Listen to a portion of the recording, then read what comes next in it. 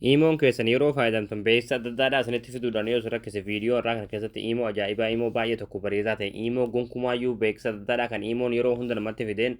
nama rakkisuun isinitti finneen isin barsiisa. Egaa daawwattoon kiyya imoo kan hundi keessanuu gabbuufadhaatti itti fayyadama akkasuma imoo kan akka baay'een argee imoo kanatti fayyadamu viidiyoo kan laayik shiroo chuun afaan duraan hordofaa.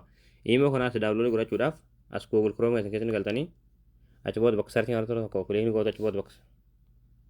Imo kana gabbuufachuudhaaf as Google Chrome keessatti ni galtanii achi booda bakka sarchii irratti tokko kiliikni gootu achi booda bakka sarchii irratti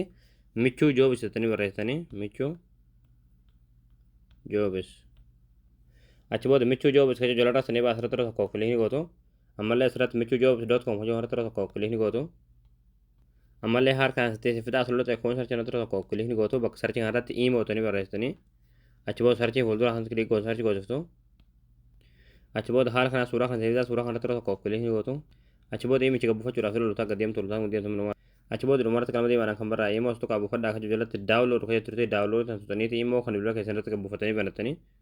hayya daawwatan kiyya imichi gabbuufatanii kaatanii jechuudha akkuma immoo kan ilaala lakkoofsa bilbilaa immoo keessanii itti guutatanii baratanii jechuudha gonkumaayyuu beeksisa addaadhaa isinitti fidee isin rakkisuu immoo baay'ee tokko bareedaa ta'edha hundi keessanuu gabbuufadhaatti itti fayyadamu.